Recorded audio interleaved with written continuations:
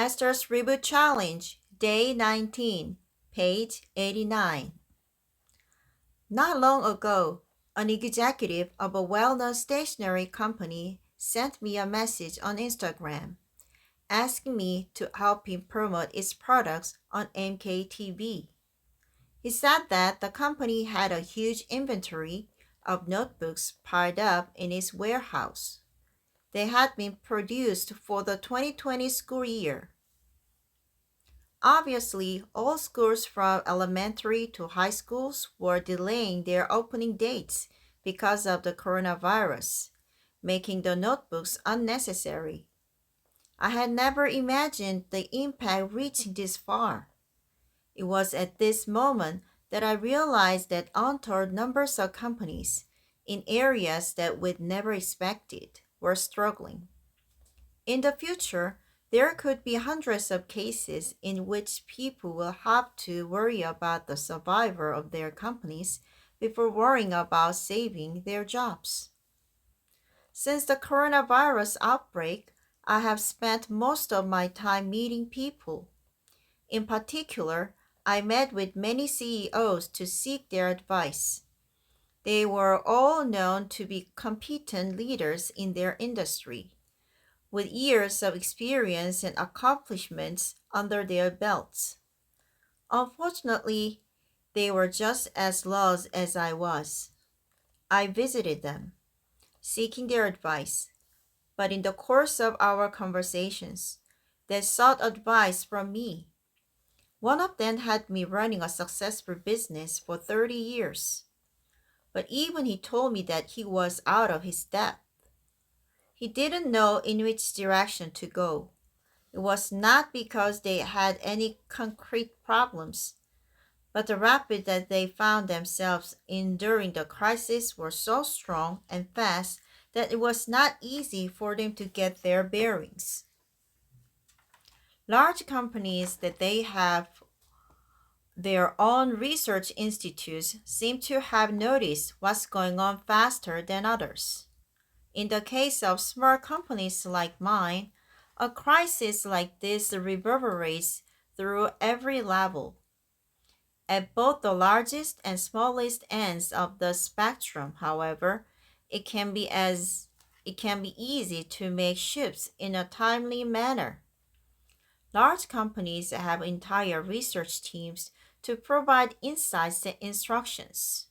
Smaller teams like mine can transform themselves faster since they don't have as many opinions to consider, and therefore everyone tends to agree very quickly.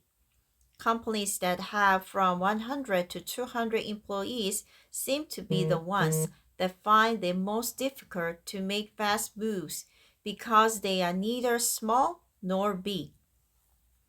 Their employees are nervous but believe that the size of the company will insulate it from catastrophic events. At every level, employees count on their bosses to do the right thing. But what if their bosses are lost themselves? That's the kind of situation where there is no solution. At this point, we can draw another conclusion. Nobody knows what will happen to the company they are working for at the moment. Let's not count on the boss. Let's count on ourselves instead.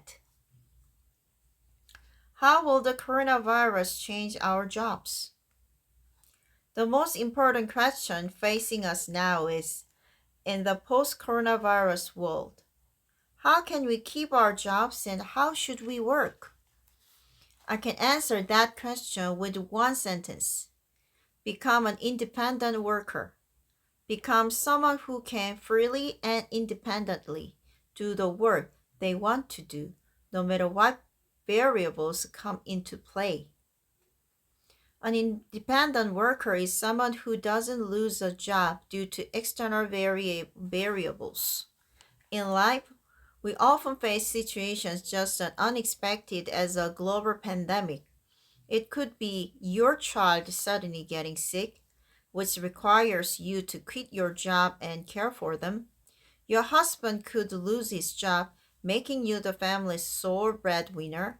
Perhaps a business that's been successful suddenly starts declining or closes down altogether due to shifts in consumer demands.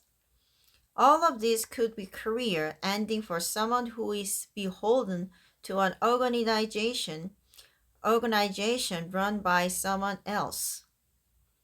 An independent worker can find work whenever they want, no matter how internal or external circumstances change. And most importantly, they can do it in the way they choose. Min Jung has been a web designer for a company for over 10 years. Being a talented designer with good sense, she quickly moved up the corporate ladder to become a team leader.